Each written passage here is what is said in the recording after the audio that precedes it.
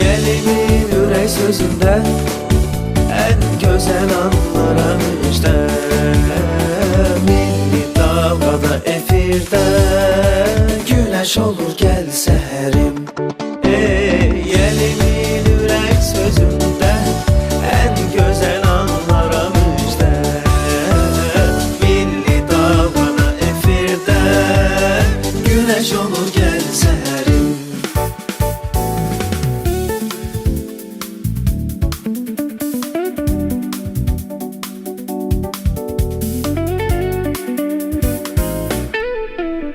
105 FM dalğasından hər kəsi salamlayırıq əziz dinləyicilər. Gününüz aydın olsun deyirik və Azərbaycan Radiosunun efirində Gəl Səhərim öz işinə başladı. Yeni aya, yeni həftəyə və yeni günə bizimlə başlayanlar hər kəsə xeyirli, uğurlu bir gün arzu edirik. Aparıcınız Fərid Məmmədov, rejissorlarımız Kamran Nadiroğlu və Ramazan Hümbətov adından hər birinizi salamlayırıq. Bəli, qeyd etdik həftənin ilk günüdür. Bugün 1 iyun tarixini yaşayırıq və bugün dünyamızı işıqlandıran, gələcəyimiz olan uşaqların günüdür və dünyanın ən saf, ən təmiz, ən gözəl varlıqları olan uşaqların günüdür. Bugün uşaqların beynəlxalq müdafiəsi günü kimi tarixdə qalıb və onların bir bəhanə ilə ucalan gülüşü, dünyaya baxan o işıqlı gözləri həyatımızın ən böyük rəngidir. Və əziz dinləyicilər, arzu edirik ki, hər biriniz o uşaq vaxtı yay tətilimizi ki, qayğısız, xoşbəxt keçirdik ya. Bax, sizin də gününüz, əhvalınız bax bu şəkildə davam etsin. Əhvalınız necə deyirlər, uşaqlar qədər təmiz və şən olsun. Sabahınız xeyir olsun.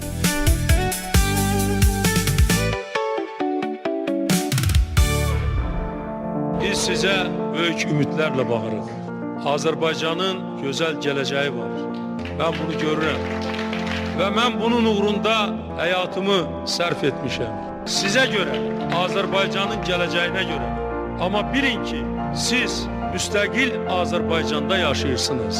Siz azad Azərbaycanda yaşayırsınız. Siz müstəqil, azad Azərbaycan Respublikasının evlatlarısınız. Siz bizim demokratik cəmiyyətimizin, demokratik devlətimizin gələcək qurucularısınız. Siz bizim işimizin davamçılarısınız. Biz gələcəyi sizə tapşırırıq.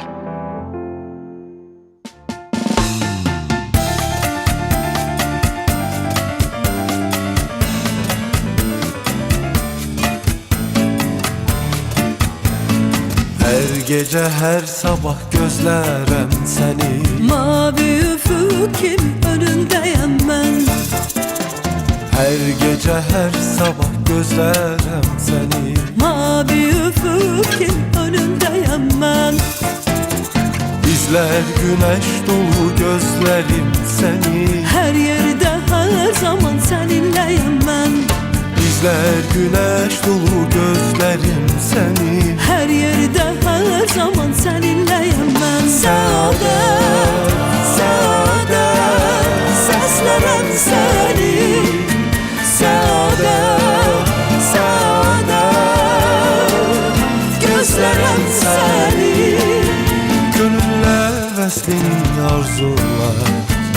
Adıma nəğmələr yazırlar. Mənim bir gözəllik, məhəbbət. Səadət, səadət, səadət.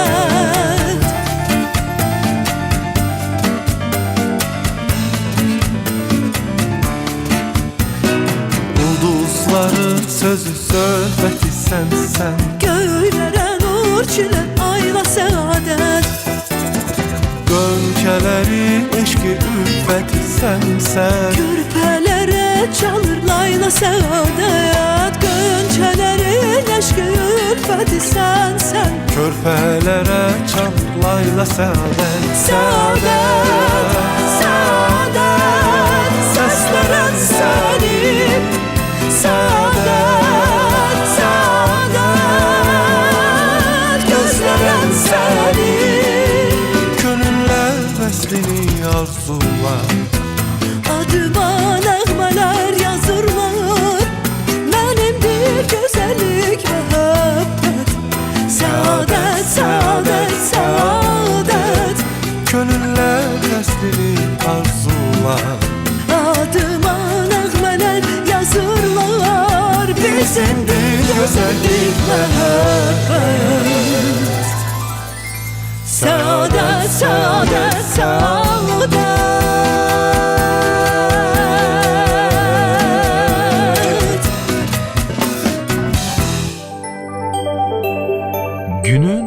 hava məlumatı.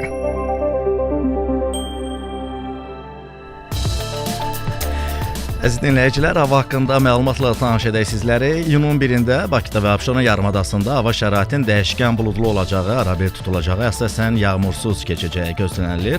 Şimal-qərb küləyi gündüz mülayim cənub-qərb küləyi ilə əvəz olunacaq. Havanın temperaturu gündüz 22-27 dərəcə isti olacaq. Atmosfer təzyiqi 762 mm civə sütunundan 758 mm civə sütununa enəcək.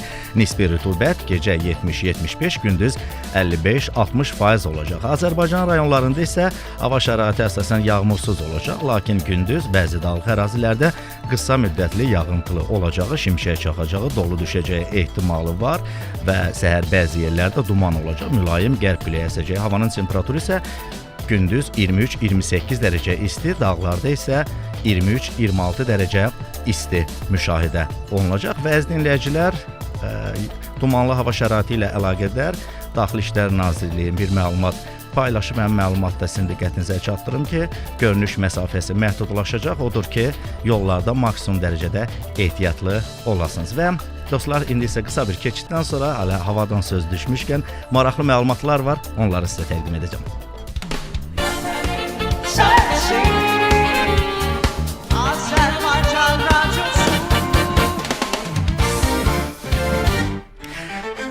İldırımın temperaturundan danışım sizə.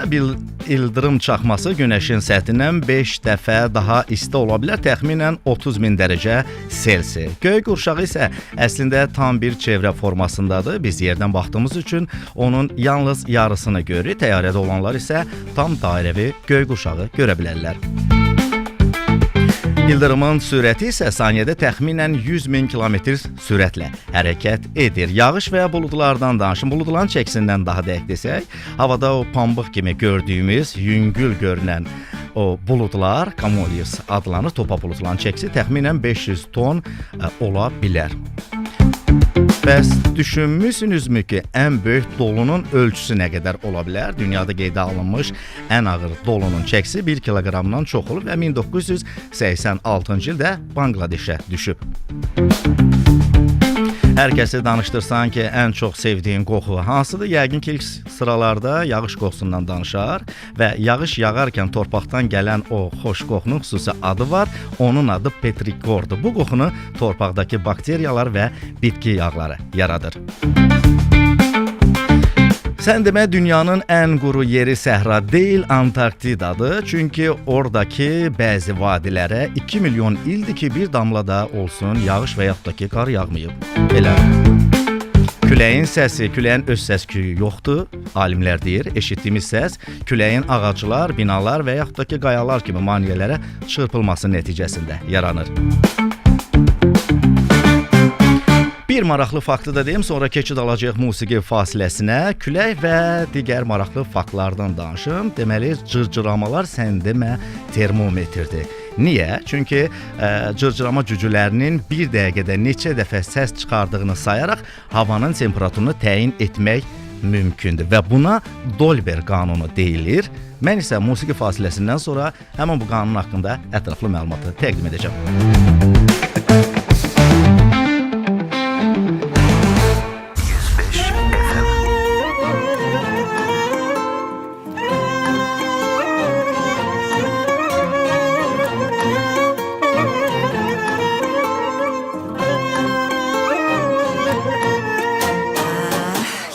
Tutub onu sözlərim, nazlı-nazlı baxır gözləri. Vurğunam ona neyləyim, birdən tez küsər can deyim. Hər zaman sevdim onu mən, indi də belə deyirəm.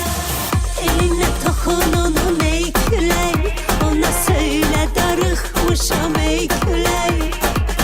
Əsə get ona ey külək, ona dərdimi söyləsən ey külək. Telinə toxun onun ey külək, ona söylə darıxmışam ey külək. Əsə get ona ey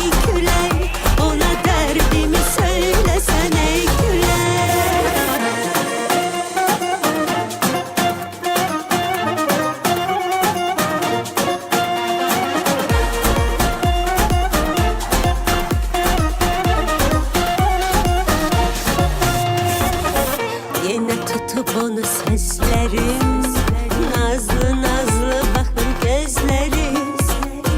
Ona vurgunam neyleyim, birden tez küser can deyim. Her zaman sevdim onu ben, indi de belə deyirəm. Eline toxun onun ey külək, ona söylə darıxmışam ey külək.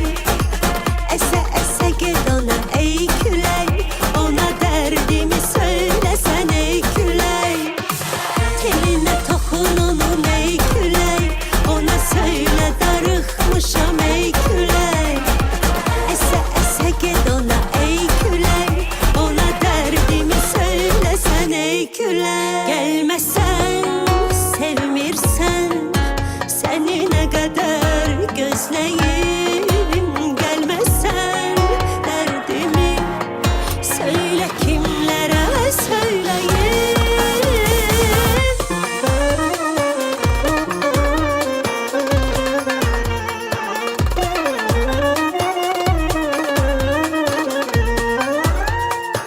Dilinə toxun onun ey külək, ona söylə darıxmışam ey külək.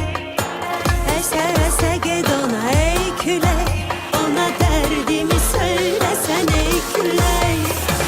Dilinə toxun onun ey külək, ona söylə darıxmışam ey külək. Əsə əsə get ona ey külək, ona dərdimi söyləsən ey külək. Teline toxun onun ey külək, ona söylə darıxmışam ey külək. Əsə əsə get ona ey külək, ona dərdimi söyləsən ey külək. Elə musiqidə deyildiyi kimi küləkdən danışacağam əziz dostlar sizə. Az əvvəl mahnı fasiləsindən əvvəl mən söylədim ki, çəyirtkələrin cırıldama sayı ilə Dolber qanunu bir əlaqəsi var. Nədir bu Dolber qanunu? Hansı ki havanın temperaturu və söylədiyim kimi çəyirtkələrin cırıldama sayı arasında olan əlaqəni göstərən qanun. Yəqin ki bir çoxumuz bundan xəbərsiz idi. Qanunun düsturu isə Amos Dolber tərəfindən təklif olunub və 1897-ci ildə çəyirtkələr termometr kimi adlı məqalədə nəşr olunub. Dolberdən öncə 1881-ci ildə Margaret Brooks çəyirtkələrin cırıldaması ilə temperatur arasındakı əlaqəni müşahidə edir. Lakin onun araşdırması Dolberə qədər diqqətə alınmayıb. Və Dolber hansı çəyirtkə növü üzərində müşahidə apardığını qeyd etməsə də, tədqiqatçıların fikrincə qarlı ağac çəyirtkəsini nəzərdə tutduğunu güman edir. Lakin ilkin məqalələrdə qarlı ağac çəyirtkəsi səhvən Okeanthus nivus olaraq adlandırılır. Növün düzgün olan elmi adı isə Okeanthus fultoni şəklindədir. Bir çox düzənlik çəyirtkəsinin cırıldaması ilə temperatur arasındakı əlaqə çox dəqiq deyil. Onların cırıldaması yaş və bu kimi faktorlardan asılıdır. Lakin Dolberin düsturu ən dəqiq olan düstur hesab olunur. Çox sadədir. Sadə versiyası belədir ki, çəyirtkənin 15 saniyədəki cırıldamaların sayı ilə hesablanan bir versiyadır. Riyaziyyat kitablarında isə Dolber qanunu riyazi modellərin çökməsinə nümunə kimi göstərilir. Çünki çəyirtkələrin olmadığı və yaxud da ki, ölü olduğu hər yerdə temperatur sabit olmur. Çünki çəyirtkə cırıldamasının sayı 0 olur. Düstura cəbr tətbiq etdikdə isə 1000 dərəcə temperaturda çəyirtkənin hər dəqiqə 6970 dəfə, hər saniyə təxminən 116 dəfə düşür. Həmin bu rəqəm olduğu hesablamaq olar. Bilmirəm bu nə dərəcədə realdır. Həmin o temperaturda çəyirtkənin o qədər belə deyək səs çıxarması. Hər halda sən deməyə ana təbiət bax bizə belə bir maraqlı məlumatları necə deyirlər deyib ki, hər şeyi elə təbiət, hər şeydə olmasa əksər məlumatları təbiətdən biz əldə edə bilərik. Çünki texnika, elmi inkişaf etməmişdən qabaq ata-babalarımız havanın temperaturunu olsun, küləyi olsun və bu kimi təbiət hadisələrini məhz elə təbiətdə yaşayan canlılardan alırdılar.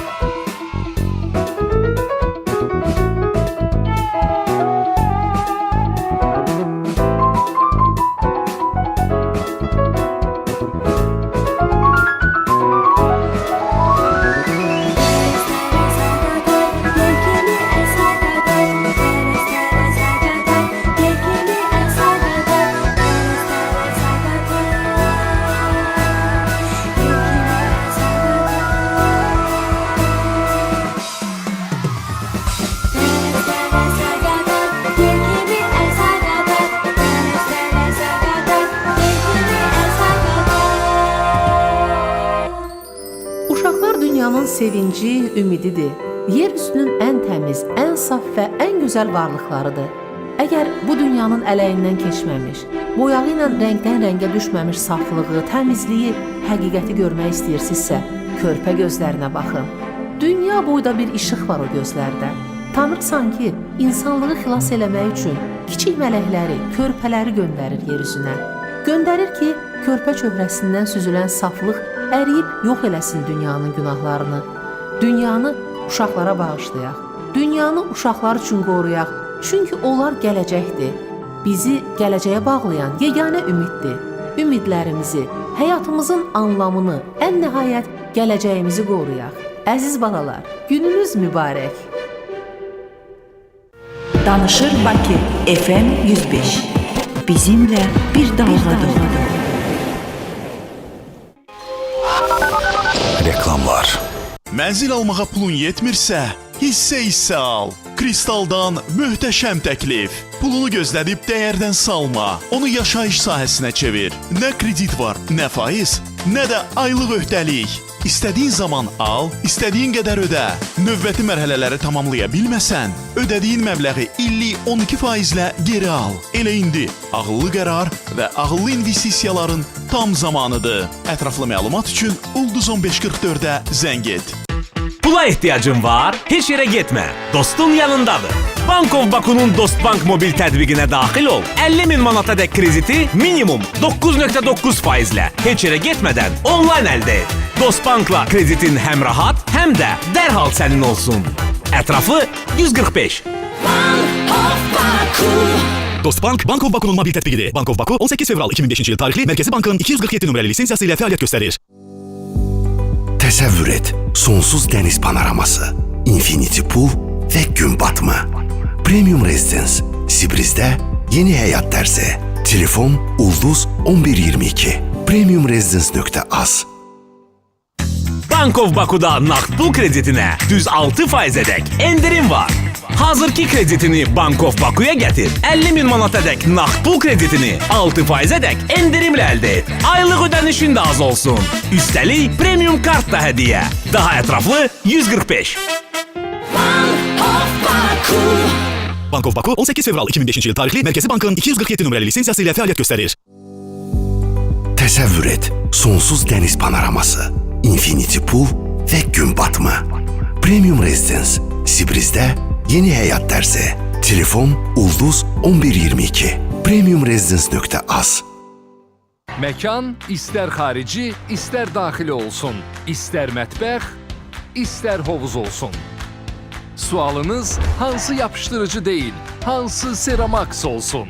Ceramax'da ehtiyaca görə bir yapışdırıcı mütləq vardır. Mr. Fix, doğru seçim, doğru nəticə. Reklam yerləşdirmək üçün 050 299 86 39 nömrəsinə zəng edin. Bir sehir, bir möcüzə. 105 FM dalğası.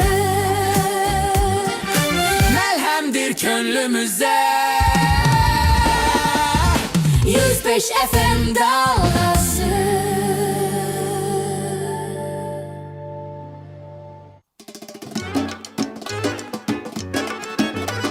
Keçdi aylar, keçdi illər, sən yanımda qaldın deyə.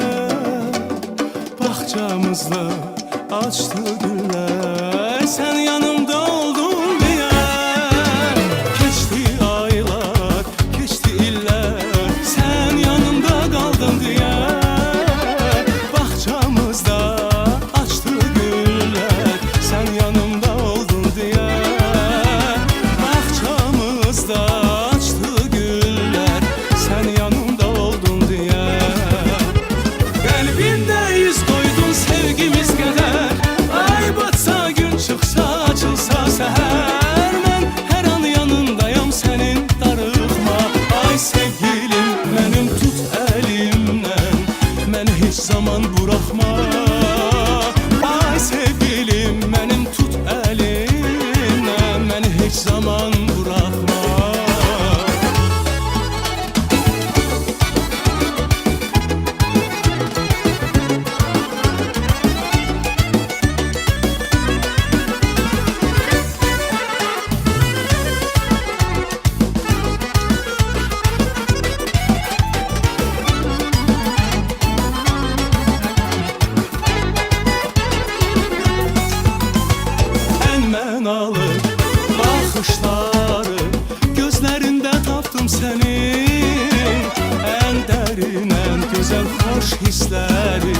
Sözlərində tapdım sənin ən mənalı baxışlar.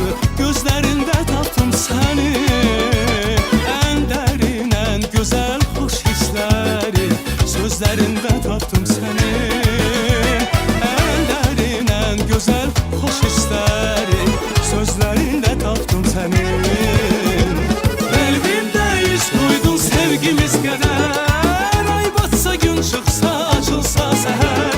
Mən hər an yanındayam sənin, darıxma. Ay sevgilim mənim, tut əlimdən, məni heç zaman buraxma. Ay sevgilim mənim, tut əlimdən, məni heç zaman buraxma.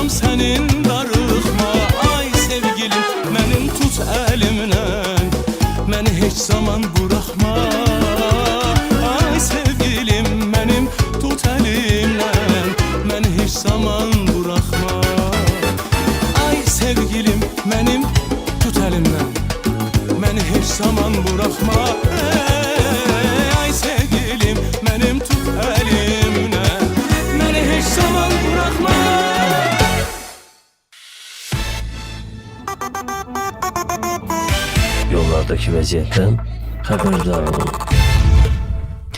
Əziz dinləyicilər, yollardakı vəziyyətdən mütləq xəbərdar olmalısınız. Çünki səhər saatlarıdır. Kimlərsə işə gedir, kimlərsə digər hansısa bir yerlərə səfər edir və eyni zamanda artıq bildiyiniz kimi qeyri-iş günlərlə yanaşı bayram tətili vardı. Bölgələrə üst tutan bizim sakinlərimiz də dünən səhər saatlarından etibarən paytaxt Bakıya üst tuturlar. Necə deyirlər, evlərinə qayıdırlar, sağ-salamat gəlib çatsınlar. Amma təbii ki, yollardakı vəziyyətdən də xəbərdar olmaq lazımdır ki, maksimum ehtiyatlı olasınız. Belə ki, Milli Hidrometeorologiya Xidməti bir məlumat verib ki, səhər saatlarında dağlıq və dağətəyi ərazilərdə dumanlı hava şəraiti ilə əlaqədar magistral avtomobil yollarında görünüş məsafəsinin 500-1000 metrədək məhdudlaşacağı gözlənilir. Odur ki, diqqətli və ehtiyatlı olun. Eyni zamanda Baş Dövlət Yol Polisi İdarəsi bir məlumat paylaşıb, hansı ki, az əvvəl söylədiyim kimi səfərdən dönən yol hərəkət iştirakçılarına bir müraciət edib. Bayramlarla əlaqədar qeyri-iş günlərində bölgələrə səfər etmiş əhalinin daimi yaşayış yerlərinə qayıtması ilə yollarda hərəkət intensivliyi artacaq. Baş Dövlət Yol Polisi İdarəsi hərəkət iştirakçılarına müraciət edərək tətil günlərinin xoş əhval-ruhiyyə ilə başa çatması üçün təhlükəsizlik qaydalarına əməl etməyi, mümkün qədər günün işıqlı vaxtı yola çıxmağı, yorğun, yuxusuz sükan arxasında əyləşməməyi xahiş edirlər. Xüsusilə də sürücüləri yola çıxmazdan əvvəl nəqliyyat vasitələrinin texniki sazlığına diqqət yetirməyə, yol və hava şəraitini düzgün qiymətləndirməyə, yol boyu ötmə və manevr etmə qaydalarına, sürət rejiminə ciddi əməl etməyə çağırıq deyə məlumatda deyilir. Yolda tək deyilsən. 105 FM-də Günlərin bir günündə esti külək ömrümə, gözəl keçən günləri alt-üst eyledin. Yarbağa döndü ürək, apardı onu külək. O incə baxışları mən gördüm ya. Qara gözlər ürəyimi yüzər, qara gözlər məni izlər. Qara gözlər könlümü yandırar, qara gözlər, qara gözlər. Qara gözlər ürəyimi yüzər, qara gözlər məni izlər. Qara gözlər könlümü yandırar, qara gözlər, qara gözlər. Can evimdən vurdular, İnsafsızlar səni məndən aldılar. Göz bəbəyim oydular, İşıqsızam, kimsəsiz tək qoydular.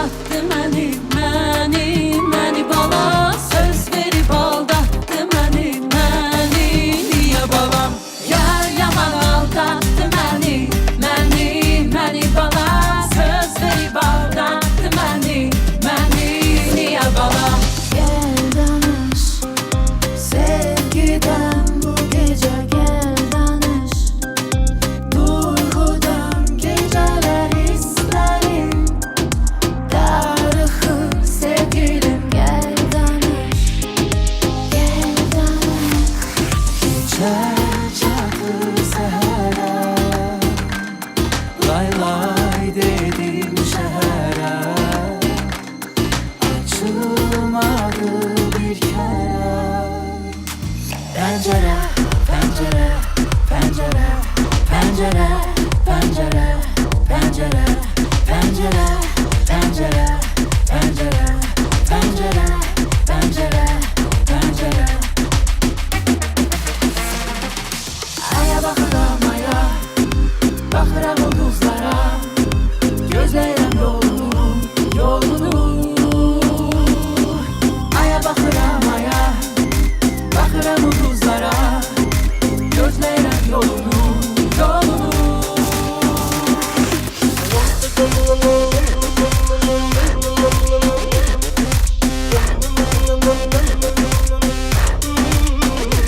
Bana elə baxma ürəyimi sıxma dağa daşa çıxma məndən yoxdur heç yerdə Mənə elə baxma ürəyimi sıxma dağa daşa çıxma məndən yoxdur heç yerdə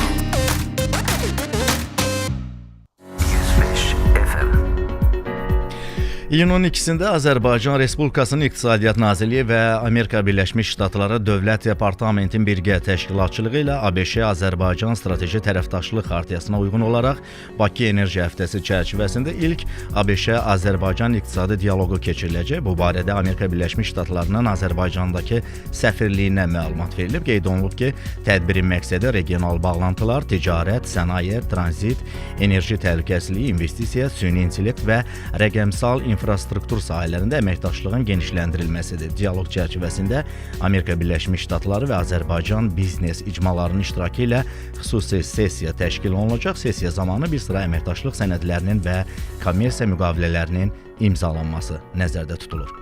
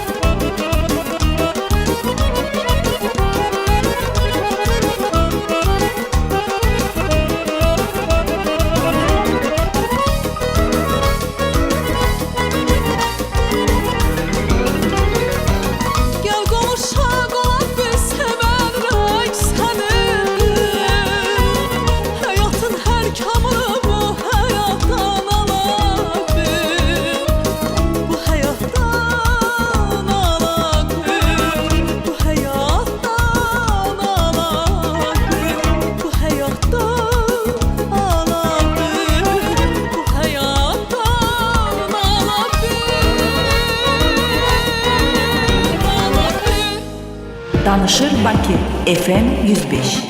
Bizimlə bir dalğada. Əziz balalar, siz mənə baba deyərək müraciət edirsiniz. Çox təşəkkür edirəm sizə.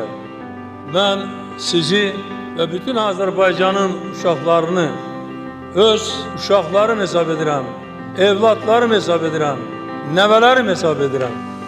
Sizi dinləyərək düşünürəm ki, mən dünyanın ən zəngin adamıyam, ən xoşbəxt adamıyam. Ona görə ki, müstəqil Azərbaycanın uşaqları, balaları kimi mənim evlatlarım var, nəvələrim var. Mən daima sizin üçün istəkli baba olacağam, ata olacağam. Mən öz borcumu onda görürəm ki, bu şərəfli adı daima daşıya bilim, sizin arzularınızı, istəklərinizi həyata keçirdə bilim və siz həmişə qəlbinizdə bu istəkləri, bu arzuları yaşadasınız. Elə ümumilli lider Heydər Əliyevin sözü ilə bugünün tarixinə nəzər yetirmək istəyirik. Əziz dinləyicilər, uşaqlar bizim gələcəyimizdir. Gələcəyimizi nə cür tərbiyə edəcəksə, ölkəmizin, millətimizin, dövlətimizin sabahı da bundan asılı olacaqdır. 1 iyundur bugün uşaqların beynəlxalq müdafiəsi günüdür və dünyanın əksər ölkələrində olduğu kimi bugün ölkəmizdə də geniş qeyd edilir. Gəlin günün tarixinə nəzər yetirək dostlar. 1950-ci il iyunun 1-də BMT Baş Assambleyası tərəfindən uşaqların beynəlxalq müdafiəsi gününün qeyd olunması qərarı alınıb. Həmin gün təşkil olunan Qadınların Beynəlxalq Konfransında uşaq hüquqlarının təmin edilməsi ilə bağlı təkliflər səslənib və elə həmin tədbirdə 1 iyun tarixini uşaqların beynəlxalq müdafiəsinə həsr etmək qərarı alınıb və bu isə təsadüfi deyildi. Çünki bütün dövrlərdə uşaqların problemlərinin həlli olsun, onların hüquqlarının qorunması cəmiyyətin ən aktual məsələlərindən biri olub. Ölkəmizdə də uşaqların yüksək qayğı ilə əhatə olunması, əlverişli, mənəvi və sosial mühitdə böyüməsi üçün zəruri şəraitin yaradılması, onların şəxsiyyət kimi formalaşması əsası ümumilli lider Heydər Əliyev tərəfindən qoyulmuş dövlət uşaq siyasətinin prioritet istiqamətlərindən birini təşkil edir. Ümumilli lider Heydər Əliyev uşaq hüquqlarının müdafiəsinin davamlılığı, onun məzmununun zənginləşdirilməsi məqsədilə 1998-ci il avqustun 24-də uşaq hüquqları haqqında Azərbaycan Respublikasının qanununun təsdiqi ilə bağlı xüsusi fərman imzalayıb. Qanunda uşaqların hüquq bərabərliyi, vicdan, söz və məlumat azadlığı, yaşamaq və inkişaf etmək, tərbiyə almaq, şərəf və ləyaqətin müdafiəsi hüquqlarda xüsusi vurğulanır. Hazırda Ulu Öndərin siyasi xəttini uğurla davam etdirən Azərbaycan Respublikasının prezidenti cənab İlham Əliyev uşaq dövlət siyasəti ilə bağlı silsilə fərman və sərəncamlar imzalamış. 2009-cu ildə ölkəmizdə uşaq ili elan olunmuş. Hər il uşaqlarla bağlı müxtəlif layihələr həyata keçirilərək, onların sağlamlığının qayğısına önəm verilərək təhsil almaları üçün hər cür addımlar atılır. Odur ki, bizim və ölkəmizin gələcəyə olan uşaqların sağlam və hər tərəfli böyüməsinə əməli töhfə vermək, onların müdafiəsində hamılıqla qoşulmaq isə hər birimizin borcudur.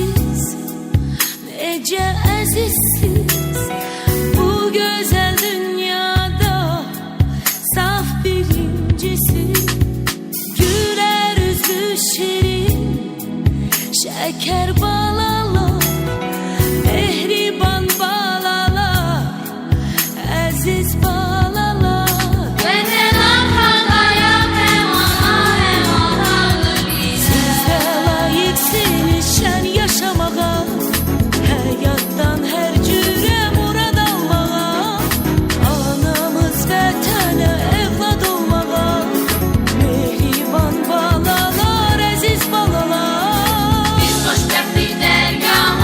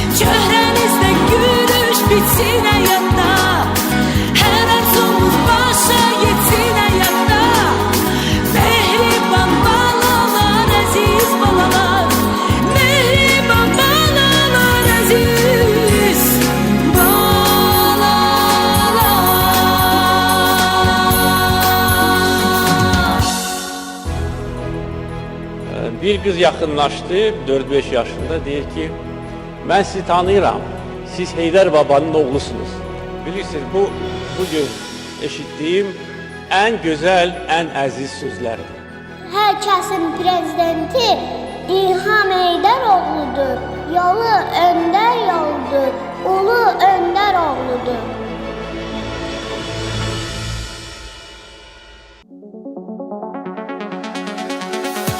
Yurdumun məğrur səsi heyran edər hər kəsi. Qoy səninlər yayılsın zəfərlərin müjdəsi. 105 FM dalğası.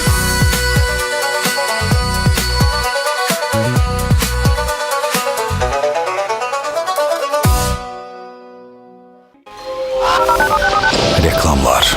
Mənzil almağa pulun yetmirsə, hissə al. Pulunu gözlədib dəyərdən salma. Onu yaşayış sahəsinə çevir. Nə kredit var, nə faiz, nə də aylıq öhdəlik. İstədiyin zaman al, istədiyin qədər ödə. Ulduz 1544-ə zəng et. Hər ay fərqli banklara kredit ödəmək səni yorursa, bir bankın əlverişli təklifindən yararlanmağa tələs. Digər banklardakı kreditlərini bizə gətir və bir bank kreditini 6%-ədək endirimlə əldə et. Bir bankla kreditini tək mərkəzdən daha rahat idarə et və üstəlik endirimdən faydalan. Kampaniya iyunun 1-nədək davam edəcək. Bir bank Azərbaycan Respublikasının Mərkəzi Bankının 14 may 2025-ci il tarixli 244 nömrəli bank lisensiyası əsasında fəaliyyət göstərən Kapital Bankın əmtəə nişanıdır. Xalqbankdan 50.000 manatlıq böyük uduş fürsəti. Əmanət yerləşdirin və 2 ədəd 50.000 manatlıq böyük uduşdan birini qazanmaq şansı əldə edin. Xalqbank əmanət lotereyasında 200-dən çox qalibdən biri siz olun. İlk tirajın qalibləri 10 iyul tarixində müəyyən olunacaq. Ətraflı 138. Xalqbank, uğurla birlikdəyik. ASC Xalq Bankı Mərkəzi Bankın 27 dekabr 2004-cü il tarixli 246 saylı lisensiyası əsasında fəaliyyət göstərir. Tətbiq sahəsi istər yer, istər divar olsun. İstər ev, İstər ofis olsun. Sualınız hansı yapışdırıcı deyil, hansı Seramax olsun? Seramax'da ehtiyaca görə bir yapışdırıcı mütləq vardır. Mr. Fix. Doğru seçim, doğru nəticə. Bu səs sahibkarlara fürsətdən xəbər verir. Əziz sahibkarlar, biznesdə yeni bir mərhələyə hazırlaşırsınızsa, Bank of Baku 100.000 manatadək sahibkar krediti ilə sizə dəstəkdir. 100.000 manatadək krediti 12 ayədək güzəştlə, üstəlik zaminsiz və girovsuz əldə etmək imkanınız var. Bank of Baku ilə biznesinizi böyüdün. Bank of Baku 18 fevral 2005-ci il tarixli Mərkəzi Bankın 247 nömrəli lisensiyası ilə fəaliyyət göstərir. Reklam yerləşdirmək üçün 050 299 86 39 nömrəsinə zəng edin. Nə qəşəngsən, nə gözəlsən, bir əsir sənə divan.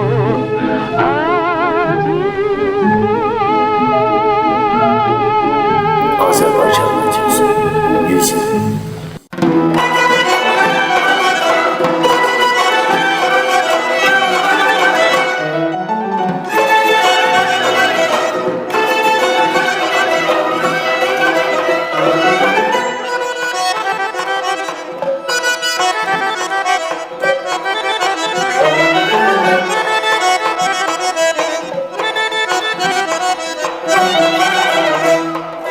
Ətır saçır gül çiçək, gülsün ömrüm bahar tək.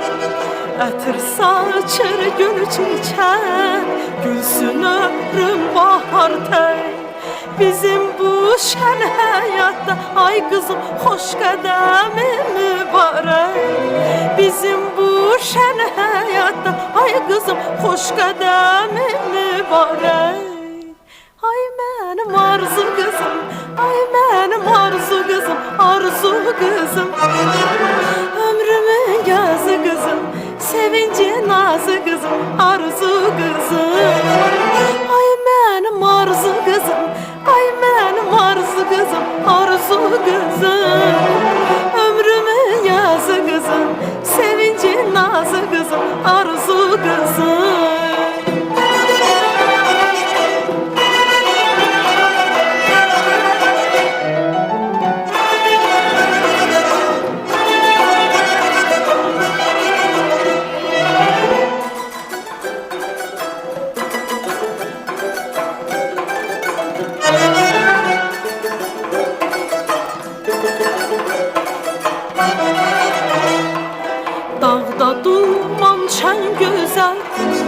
şehli ol çəmən gözəl, dağda duman çən gözəl, şehli ol çəmən gözəl. Qəlbimdə min arzu var, ay qızım, hamısında sən gözəl. Qəlbimdə min arzu var, ay qızım, hamısında sən gözəl. Ay mənim arzu qızım, ay mənim arzu qızım, arzu qızım. Ömrümün yazı qızım, sevinci nazı qızım, arzu qızım. Ay mənim arzu qızım, ay mənim arzu qızım, arzu qızım. Ömrümün yazı qızım, sevinci nazı qızım, arzu qızım.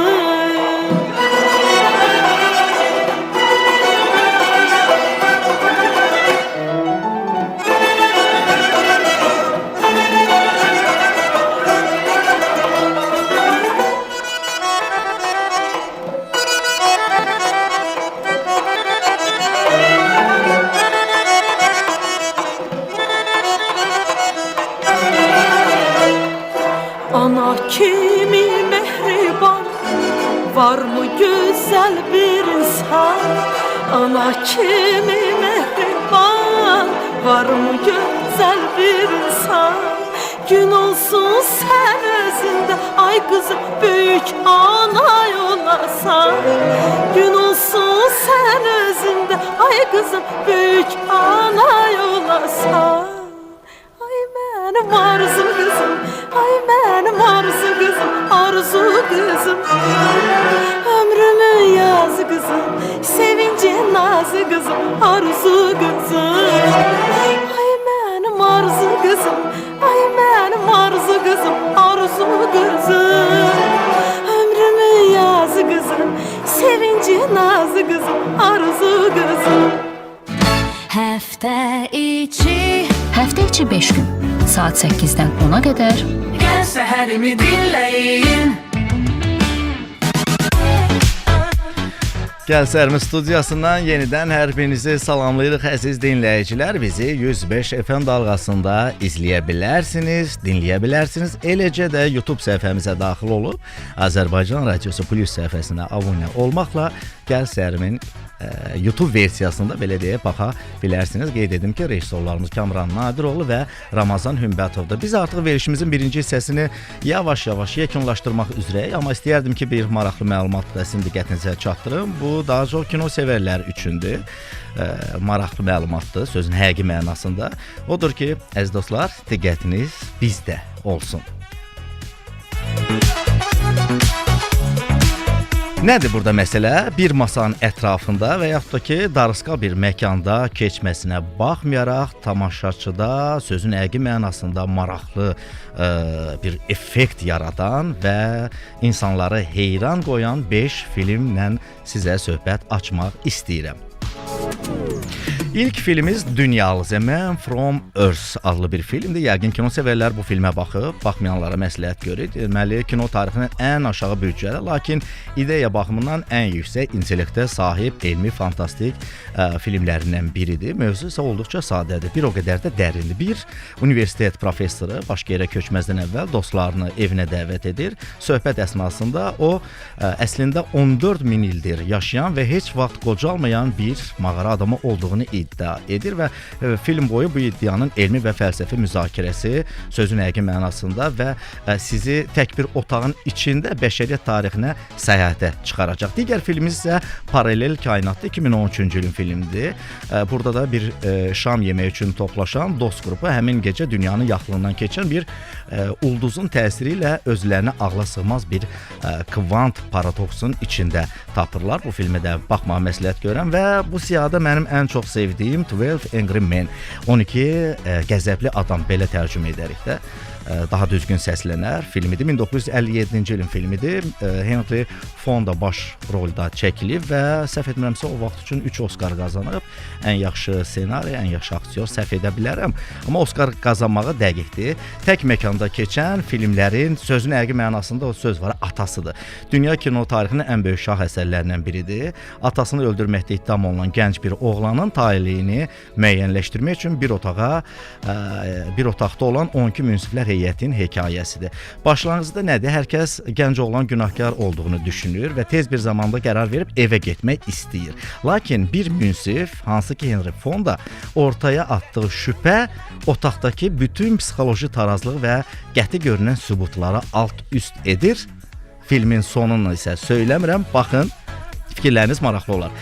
Digər film isə Görünməyən qonaq filmidir, İspan filmidir. Bu kinoda maraqlıdır. Baxdığım filmlərin içərisindədir. Ən populyar thriller, dedektiv filmlərindən biridir. Süjet xətti isə böyük ölçüdə bir otel otağında uğurlu bir iş adamı və onun məhkəmə üçün tutduğu peşəkar müdafiə vəkili arasında keçən gərgin dialoqlara əsaslanır. Digər və nəhayət 5-ci sırada olan film isə Buried, Torpaq altında filmidir. 2010-cu ilin filmidir. Tək məkan dedikdə sərhədləri maksimum dərəcədə daraldan bir film. Başrolda Ryan Reynolds'dur və o İraqda başına gələn hücumdan sonra gözünü açanda özünü yerin altında taxta bir tabutun içində bastırılmış vəziyyətdə tapır. Bu filmə də baxmağı sizə məsləhət görürəm. Fikirlərinizi yazarsınız bizə bizim YouTube səhifəmizdə. Əziz dinləyicilər, biz artıq yekunlaşdıraq mı Kamran? Bəli deyir. Belə, dostlar, birinci hissəni yekunlaşdırıq. Təxminən 5-10 dəqiqəlik fasilədən sonra ikinci hissədə eşidilərik. Hələlik.